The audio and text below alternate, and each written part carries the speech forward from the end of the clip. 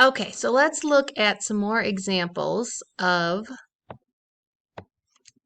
just the different types of relationships we have here, proportional relationships. So again, we have a lot of missing information here, but what we can do is we can take the information we have right down here and apply it everywhere else.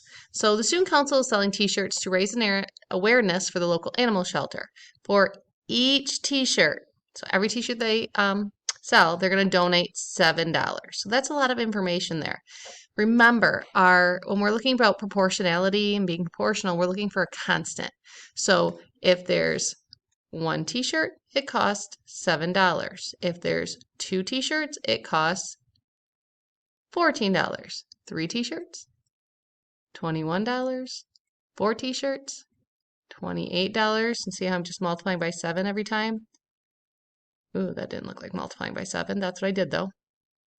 Times 7 times 7. So when I come up here for this 5, if I multiply it by 7, which apparently I'm struggling to write because I don't want to pick up my pen, we're going to get $35.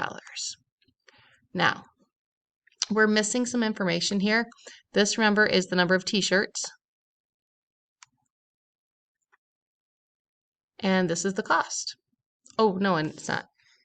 It's the donation.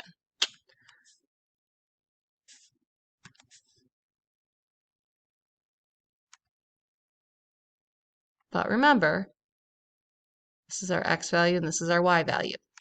So if we just continue to multiply these by 7, you're going to see that we don't go by ones here, we're going by 5s. That's okay, as long as I complete my problem here. Because these can be anything. It's going to end up as a straight line hopefully anyway. So just, kind of quick here to save some time. Feel free to pause it if I'm going too fast. But if you just multiply each one of these things by 7, you get 105. 20 times 7 is 140. 25 times 7 is 175.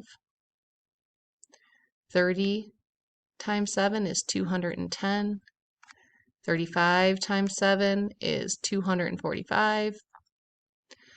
40 times 7 is 280. And 45 times 7 is 315. Okay? So I'm kind of jumping around again. You don't have to go in this order because I kind of started the table over here. I finished it up over here. Now, whether you want to go to the graph next, whether you want to go to the equation, I'm going to jump to our equation. When we're multiplying by 7 right here, that tells us that our k equals 7. And if our k is 7, remember that's what we're multiplying by. The constant is what we're multiplying by.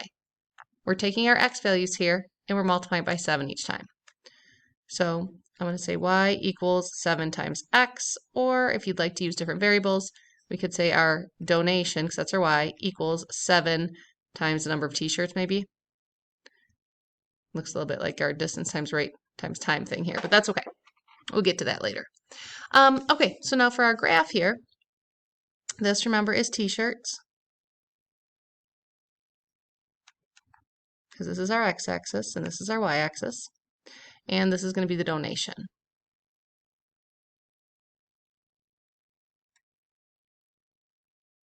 Okay, now I'm going to go by 5s, I think, along my x-axis, and I'm going to just approximate the best I can in the y. So 5, 10, 15, 20, 25, 30, 35, 40, 45. Ooh, yucky 40 there. But so again, you notice I'm skipping some. That's okay. You can write everything in too if you want. Now going up here, I don't think I'm going to be able to make it all the way to 300 without being really small. So I am just going to make the decision to not include all my data on there, but include most of it so I can get an idea of if this is a straight line or not. So I'm going to go by 25s again. 25, 50, 75, 100, 125, 150, 175, 200, 225, 250. You're going to see that I don't get up to these last two here, but that's okay because I'm going to have most of the data on here. So just plotting it, 5, 35, about there, 10, 70, if that's 75, it'd be just below it, 15 here, again, I didn't write it in, but it's there, it's okay, is 105. 20 is 140. 25 is 175. Hey, right on, make the point big when I mess up like that. 30 is 210. That's actually 200 right there. It almost looks like I wrote 210. 200. 35 is 245, so it's going to be right underneath. And we could see that 40 is 280, so it's going to be up here. But again, we get this idea that we have a line. Okay, so even though I can't complete it, I'm showing most of the data. Now, is this proportional?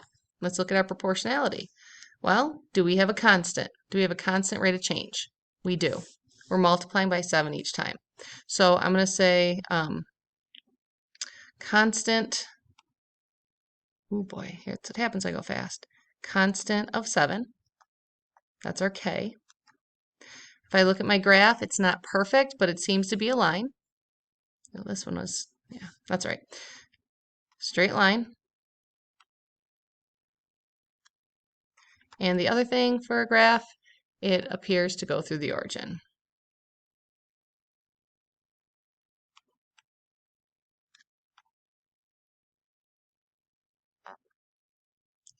Origin, oops, getting ahead of myself, remember, or 0, 0. Okay.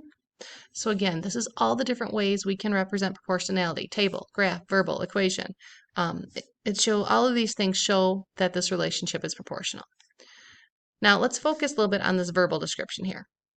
So for the next part, it says read each scenario below and determine if the situation is proportional or not. If it is proportional, then write an equation. So a restaurant charges $10 for a medium pizza and $1 for each topping. So if you order one pizza, you're going to pay $10. If you order a topping, you're going to pay an additional $11. That's for one pizza. But if you wanted one pizza, you could pay $12, you could pay $13, so on and so forth. It's not like it goes up per pizza. It's going to change on the number of toppings. So it's really hard for me to even make a table about it. It's not like I'm saying one pizza is $10, because it could be $11 or it could be $12. And then if I want a second pizza, I don't know, maybe I want $12 here, but or 2 toppings here, but only 1 topping here, and this one's 11. So there's not a number that we're multiplying by each time. That's basically what I'm getting at here. So is it proportional? No, this is non-proportional.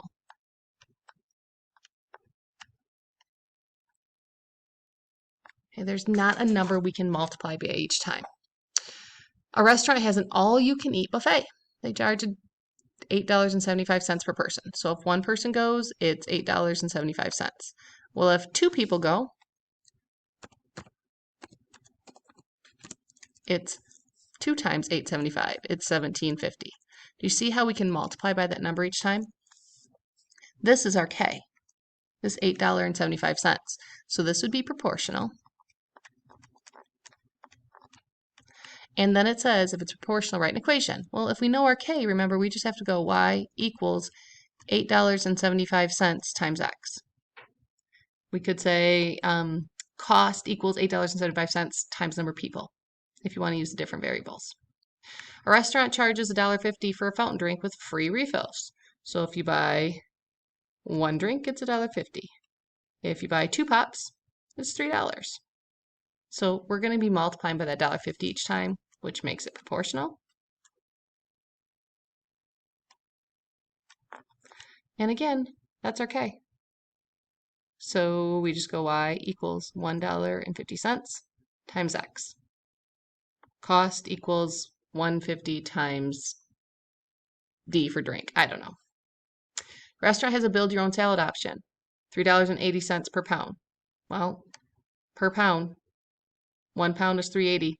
2 pounds is 2 times that. 3 pounds is 3 times that. So if you're multiplying by the same thing every single time, that makes it proportional. Oh, and I just noticed I spelled that wrong up here. You guys probably noticed that and were like, Mrs. Messing, you spelled it wrong. I did.